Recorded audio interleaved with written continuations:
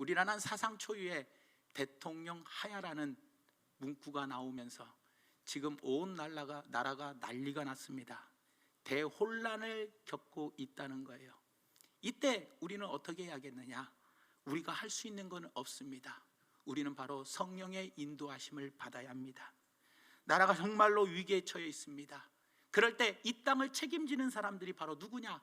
교회와 그리스도인들이 이 땅을 책임져야 되더라는 거예요. 우리는 위기를 바라보지 말고 그 위기를 다스리시고 그 위기를 다시 회복시켜 주시고 그 위기의 땅을 고쳐주시고 그 위기의 땅을 축복의 땅으로 바꾸어 주시는 하나님을 바라보고 살아가야 되더라는 거예요. 사랑하는 여러분, 우리는 우리의 교회와 여러 우리 그리스도인들이 반드시 이 땅을 책임져야 합니다. 그렇기 때문에 저는 오늘 이 말씀을 통해서 우리가 이 땅을 책임지기 위하여 우리가 해야 할 일이 무엇이고 또 내 스스로가 내 자신을 돌아볼 게 무엇인지를 살펴보면서 은혜 받는 시간을 가지려고 합니다. 오늘 본 말씀에 사도 바울은 디모데에게 이런 이야기를 합니다. 기도를 강조합니다. 내가 너에게 첫째로 권한다. 그런데 기도를 하라는 겁니다. 자기 양아들 같은 정말 아끼고 아끼는 그 디모데에게 마지막 죽기 전에 꼭 한마디를 하는데 내가 첫 번째로 너에게 꼭 권면한다. 그건 바로 뭐냐? 기도다. 그런데 그 기도가 무슨 기도냐? 바로 모든 사람들을 위해서 기도하는데 그 중에 대통령 그리고 높은 지위에 있는 사람들을 위해서 기도하라고 가르쳐주고 있다는 거예요. 이것은 무슨 말입니까? 그리스도인들이 정치나 나라에 대해서 무관심하면 안 된다는 거예요.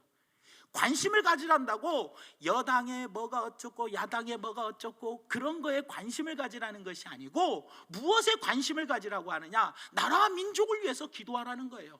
대통령과 그리고 그 정치 지도자들 높은 직위에 있는 분들을 위해서 기도로서 관심을 가지라라고 말씀해주고 있더라는 거예요, 여러분들. 그렇기 때문에 우리가 지금 이 시끄러운 이 세상에서 지금 온갖 혼란이 일어나고 어제만 해도 벌써 100만 명이 나와서 정말로 이런 엄청난 이야기 말들이 하고 있는데 사랑하는 여러분, 우리가 그럴 때일수록 어떻게 해야 돼요? 하나님의 말씀으로 돌아와서 우리 스스로를 돌아보고 그리고 기도할 수 있는 분들이 되어주시기를 예수님의 이름으로 부탁을 드립니다. 먼저 우리는 나라를 사랑하는 사람들이 되어야 합니다. 대통령과 그래서 나라를 사랑하는 사람이 되기 위해서 우리는 어떻게 해야 하느냐? 첫 번째로 대통령과 높은 지위에 있는 사람들을 위해서 기도해야 되더라는 겁니다. 아니 왜 기도해야 합니까? 라고 물어보는데 그건 바로 오늘 본 말씀에 이야기합니다. 조용하고 고요하고 평화로운 삶을 살기 위해서 고요하고 평안한 삶을 살기 위해서 너희는 높은 지위에 있는 지도자들을 위해서 기도하라는 거예요. 오늘 본 말씀 1절에서 2절 말씀에 보니까 이렇게 얘기합니다. 그러므로 내가 첫째로 권하노니 모든 사람을 위하여 간구와 기도와 도구와 감사를 하되 임금들과 높은 지위에 있는 모든 사람을 위하여 하라. 이는 우리가 모든 경건과 단정함으로 고요하고 어떤 생활이요? 평안한 생활을 하려 함이니라. 여러분들 임금을 위해서 대통령을 위해서 나라의 정치 지도자를 위해서 기도해야 할 이유가 바로 무엇입니까? 경건과 단정 중에서 고요하고 평안한 생활을 하기 위해서라는 겁니다. 여러분들 여기에서 고요하고 평안하다라는 말이 무슨 말이냐? 고요하다라는 말은 소요스러움이 없는 외적인 삶을 이야기하고 평안하다라는 말은 무엇이냐? 불안이 없는 내적인 삶을 이야기하는 거예요. 그러니까 고요하다라는 말은 외적인 삶, 평안하다라는 말은 내적인 삶을 이야기합니다. 여기서 더 나아가서 다시 말하면 우리가 기도해야 할 것이 바로 뭐냐? 바깥으로는 두려움 없이 뭐 해야 돼요? 고요하게 살아야 돼요. 그리고 안으로는 평안해서 아무 일이 없이 평안하게 살아가야 돼요. 그런데 지금 우리나라는 어떠냐? 미국의 새로운 대통령이 뽑혔습니다. 지금 우리나라가 어떻게 될지 모릅니다. 중국이라는 강대국과 미국이라는 강대국 사이에 끼어있고 북한은 핵으로 지금 계속 공격해 오고 있고 일본은 일본 나름대로 뭐예요? 자기들도 자체 군대를 가지고 언제든지 먼저 공격할 수 있다라는 법으로 바꿔가지고 지금 4개의 나라가 우리나라를 둘러싸서 어떻게 합니까? 우리나라는 지금 뭐예요? 외적으로도 고요하지 않아요. 그리고 지금 우리나라는 대통령 이 최순실 사태로 인하여 어떻습니까? 안으로도 지금 평안하지가 못하더라는 거예요. 그렇기 때문에 우리는 반드시 기도해야 되더라는 거예요. 나만 잘 먹고 잘 산다? 아니라는 거예요. 나만 잘 먹고 잘 살면 되지? 라면 내가 나라를 위해서 기도할 필요가 없겠죠. 하지만 중요한 건 뭐냐? 앞에 고요하고 편안한 삶의 앞에 2 단어가 있는데 그것이 바로 뭐예요? 경건과 단정이라는 거예요. 내가 경건과 단정한 삶에서 내가 뭐예요? 고요하고 평안한 삶을 살아야 한다는 거예요. 근데 여기서 경건은 뭐냐? 하나님과 나와의 관계에서 하나님을 향한 나의 삶의 태도를 말해요. 그러니까 다시 말하면 경건은 뭐예요? 하나님과 나의 뭐예요? 관계. 그리고 단정은 뭐냐? 단정하다. 이웃과 나와의 태도를 이야기해요. 이웃과 나의 관계에서 질서 있는 삶을 살아야 돼. 그래서 이웃과 다툼이 없는 삶을 살아야 한다는 거예요. 그러니까 나 혼자 잘 먹고 잘 산다? 나 혼자 잘 먹고 잘 산다고 나라를 위해서 기도 안 한다? 아니라는 거예요. 왠지 아십니까 여러분들? 왜? 우리가 하나님과의 나와의 관계 속에서 바르게 관계를 가져야 하고 또 이웃과의 관계에서도 질서 있게 바르게 가져야 돼요. 관계를 하나님과의 관계 속에서 경건하게, 이웃과의 관계 속에서 단정한 삶을 살려면 어떻게 해야 돼요? 내가 고요하고 평안한 삶을 하나님과의 관계 속에서, 또 누구와의 관계 속에서요? 이웃과의 관계 속에서 고요하고 평안한 삶을 살려면 어떻게 해야 돼요? 그건 바로 나라의 대통령과 그리고 높은 지위에 있는 사람들을 위해서 기도해야 한다는 거예요. 왜요? 그분들이 잘못된 정책을 세우고 잘못된 정책을 결정하고 그 잘못된 정책을 시행할 때 벌써 부부간에도 싸움이 일어나요. 여보, 이런 정책이 좋잖아. 무슨 소리야? 이런 정책이 좋지. 부부간에도 싸움 나고 부모와 자식 간에도 싸움 나고 형제 간에도 싸움이 나고 이렇게 되는 거예요. 왜? 정책을 잘못 세워서, 또 아니면 정책 하나를 세웠는데 그 정책을 어떻게 해요? 잘못 시행하다 보니 이웃 간에도 서로 다투어지는 거예요. 동서가 다투어지고, 그렇잖아요? 혈연, 학연, 지연으로 다투어지고, 같은 동네에서도 싸움이 일어나고, 그렇잖아요? 그래서 정책 하나를 갖다가 바르게 결정하지 못하고 그거를 바르게 시행하지 못하니까 성주군의 사드처럼 그냥 동네 주민들끼리 싸움이 일어나고 말아 버리더라는 거예요, 여러분들. 그러니 내가 이웃과의 관계가 평안한 관계를 가질 수 있어요? 단정한 관계를 가져요? 못 가져요. 하나님과의 관계 속에서도 내가 경건한 삶을 살기가 힘들어 버리더라는 거예요, 여러분들. 그렇기 때문에 우리는 반드시 정책을 결정하는 사람, 그 정책을 실행에 옮기는 사람들을 위해서 반드시 기도해야 한다는 거예요. 우리의 평안한 삶과 고요한 삶, 다시 말하면 우리의 행복한 미래를 위해서 우리는 기도해야 되더라는 거예요. 오늘 본 말씀 1절에 뭐라고 이야기합니까? 그러므로 내가 첫째로 권하노니 모든 사람을 위하여 간구와 기도와 도고와 감사를 하라고 이야기하잖아요. 내가 첫째로 권면한다는 거예요. 이게 그만큼 중요하다는 거예요. 네가 신앙생활하면서 하나님과의 관계, 이웃과의 관계를 잘 가지면서 외적으로나 내적으로나 편안하고 고요한 삶을 살려면 반드시 모든 중요한 결정문을 가고 그 정책을 실천에 옮기는, 실행에 옮기는 그 대통령과 누구를요? 높은 지위에 있는 자들을 위해서 기도해야 된다라고 사도 바울은 디모데에게 말씀해주고 있다라는 거예요. 그런데 여기에서 뭡니까? 기도할 때 모든 기도의 방법을 다 동원하라는 거예요. 간구, 기도, 도고, 도고가 뭡니까? 중보기도, 그리고 감사기도 하라는 거예요.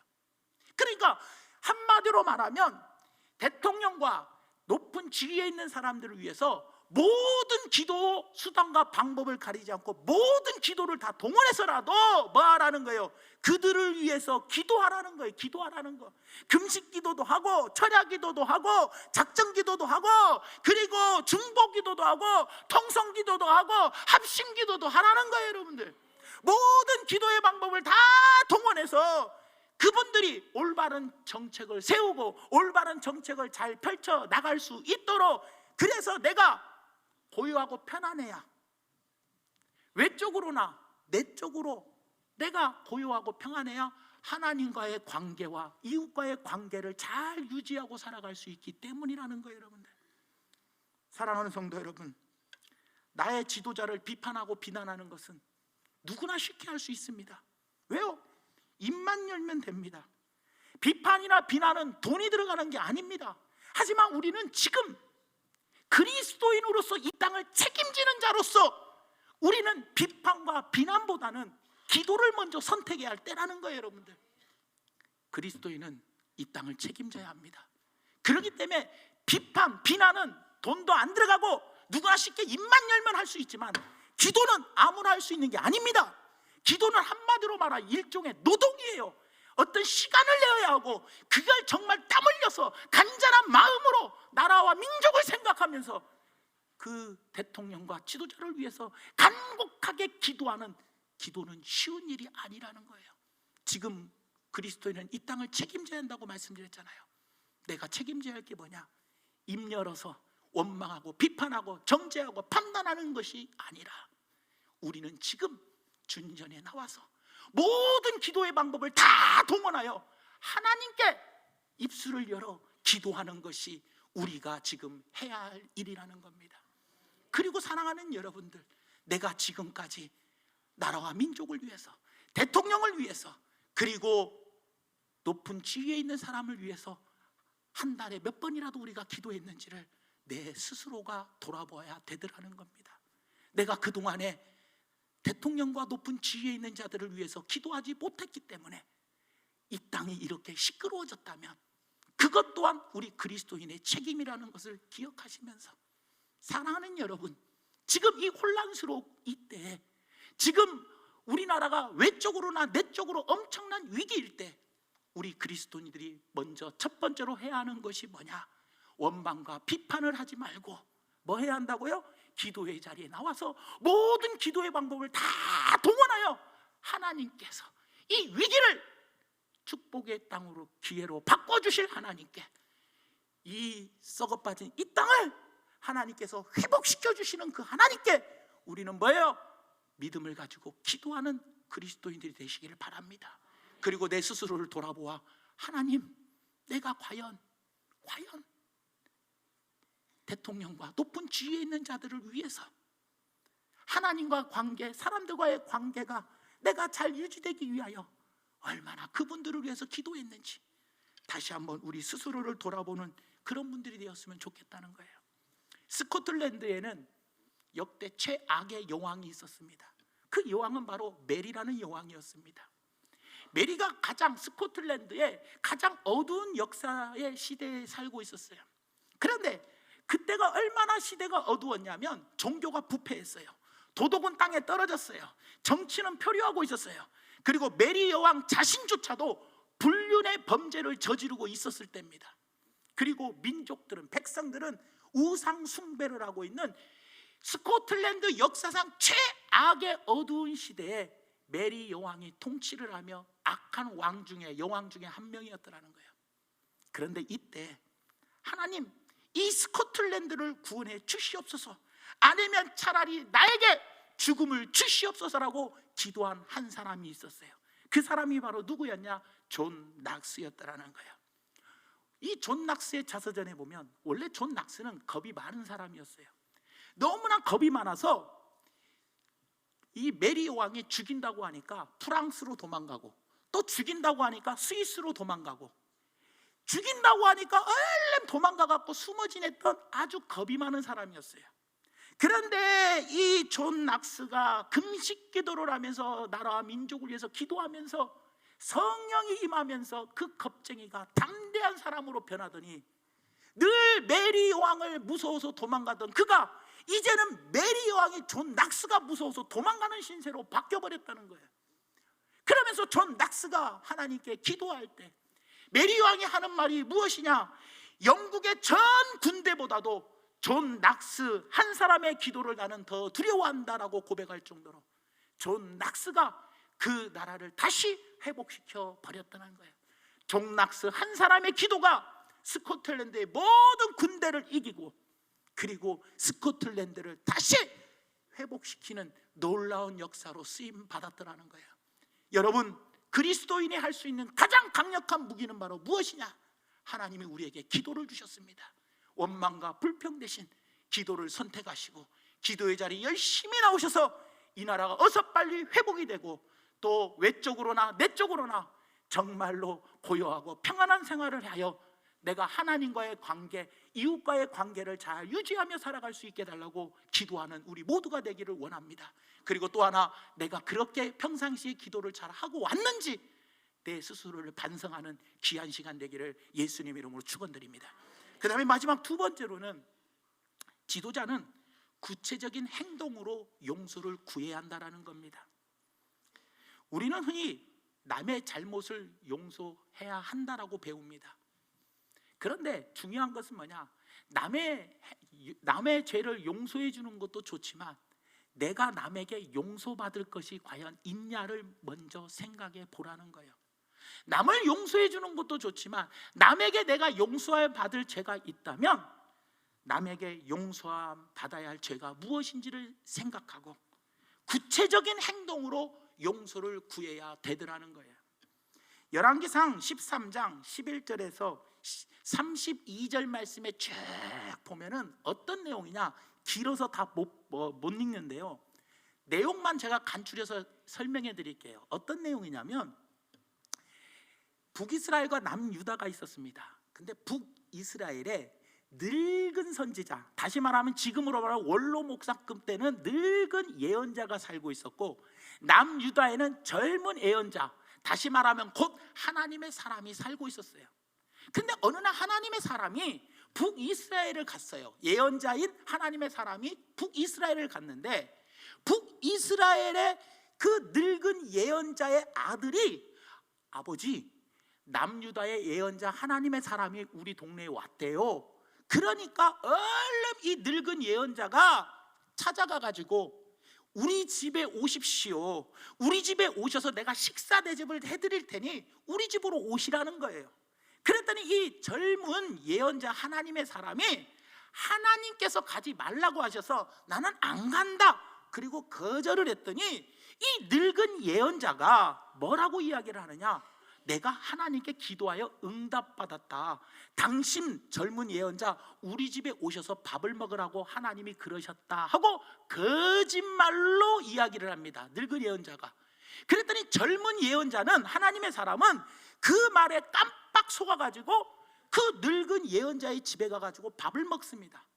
밥을 먹었는데 밥을 잘 대접을 받고, 식사 대접을 받고 자기의 고향 유다로 돌아가고 있는데 사자에게 물려서 죽어버립니다. 누가요? 젊은 예언자가요, 하나님의 사람이. 왜 그랬어요? 하나님 말씀에 불순종했다고.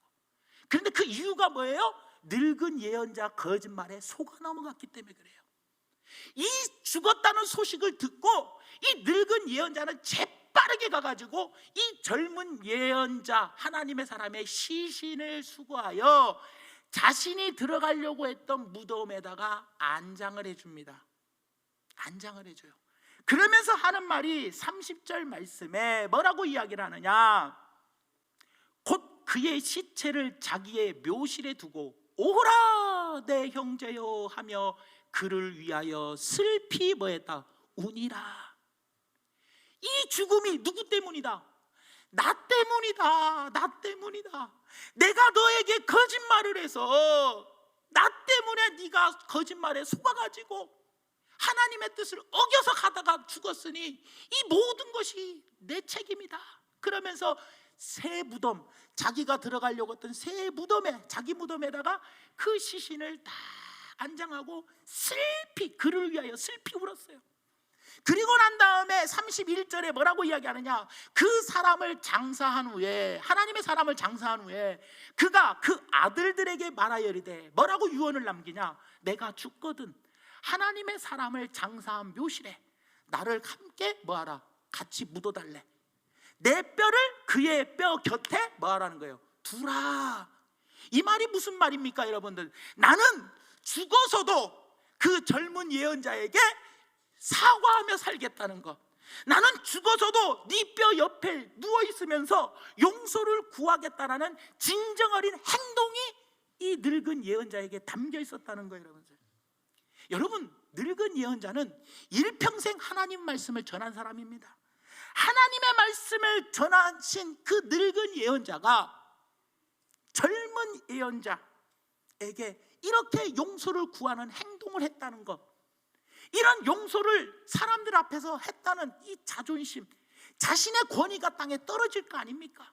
그래도 자신의 권위가 땅에 떨어지든 말든, 자신의 체면이 중요하든 말든 그게 중요한 게 아니고 자신의 잘못을 깊이 반성하고 자신의 무덤으로 데리고 와서 슬피 그를 위하여 울고, 마지막에 장사가 끝난 후에도 내 뼈까지도 그 옆에 두게 하라. 그 이유가 바로 무엇입니까? 내가 죽어서도 너에게 용서를 빌면서 살겠다라는 어떤 그 용서의 진정어린 행동이 그 늙은 예언자의 마음에 들어 있었다는 거예요. 여러분들, 사랑하는 여러분, 낮은 자세로 사과하고 진심으로 용서를 구하는 것, 이건 참 요즘 보기 드문 광경입니다. 요즘은요, 가해자가 잘못을 해도 오히려 피해자에게 큰 소리 치는 세상이 되어버리고 말았어요. 얼마 전에 가습기 살균제 사건만을 보십시오. 얼마나 웃깁니까? 오히려 피해자에게 그것을 은폐하려고 하고 큰 소리를 쳐버리잖아요. 지금 그런 세상이잖아요. 또 여러분들, 일본군 위안부 문제 보십시오. 어떤 일입니까? 일본이 오히려 더 큰 소리를 칩니다. 피해자가 큰 소리를 치는 게 아니라 가해자가 큰 소리를 치는 시대에 우리는 살아가고 있다는 거예요. 그런 시대에 이 늙은 예언자의 마음은 진정으로 자기가 거짓말을 해서 그 거짓말로 인하여 젊은 예언자가 죽었지만 자기의 잘못을 인정하고 그를 위하여 슬피 울면서 자신의 묘에 놓고 자기가 죽은 후에도 내 뼈를 그의 뼈의 옆에 두라고 유언할 정도로 그는 진정어린 용서를 구한 늙은 예언자였다라는 겁니다.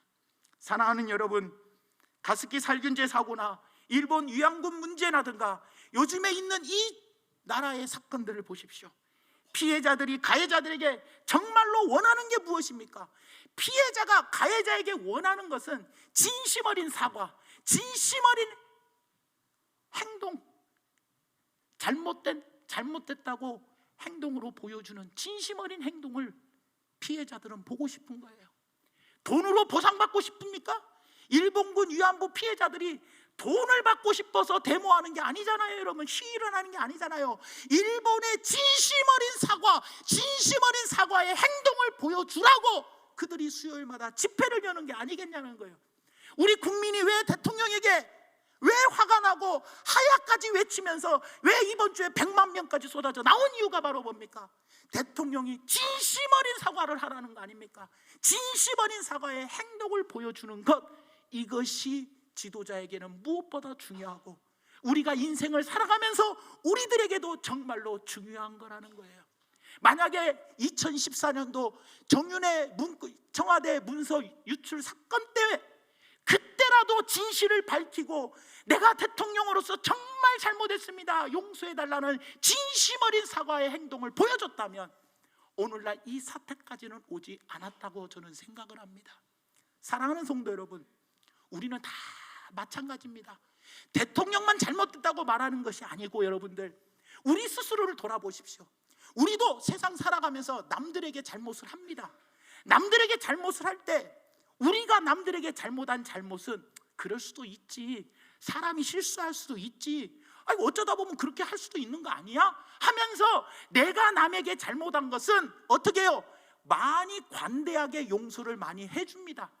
그리고 용서를 구할 때도 진심 어린 사과를 하지 않습니다. 그냥 미안해, 내가 실수했어, 미안해요, 잘못했어요, 이렇게만 하고 말아버립니다.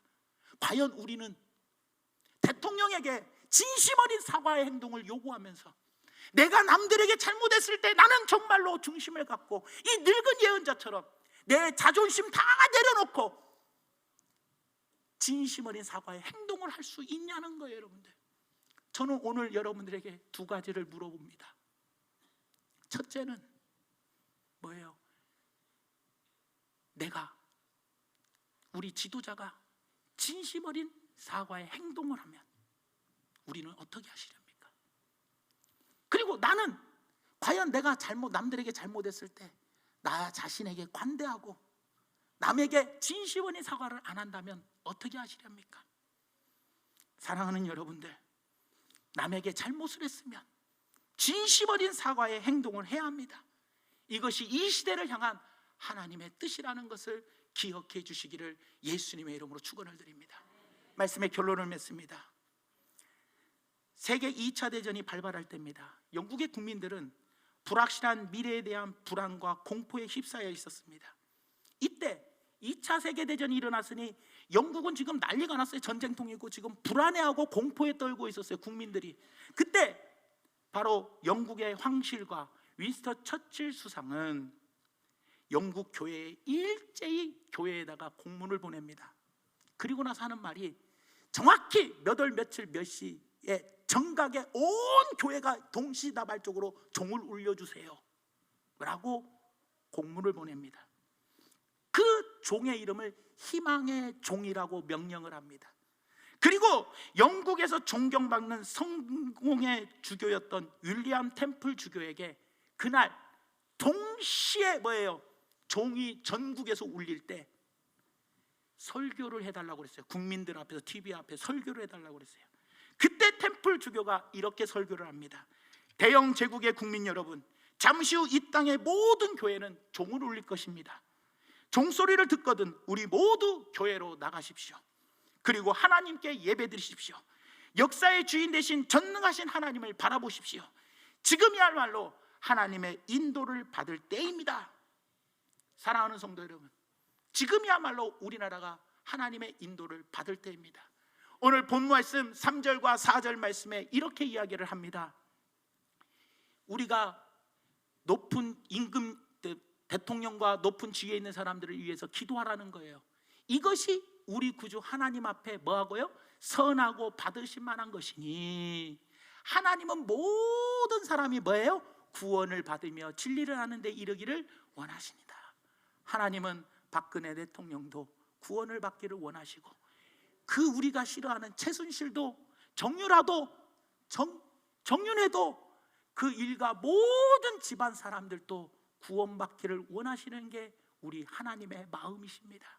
사랑하는 성도 여러분, 오늘 말씀을 통해서 제가 여러분들에게 총 2가지를 말씀을 드렸습니다. 한 가지는 원망과 불평 대신에 우리가 입을 열지 말고 기도의 입을 열어서 임금들과 그리고 높은 지위에 있는 분들을 위해서 기도하시기를 바랍니다.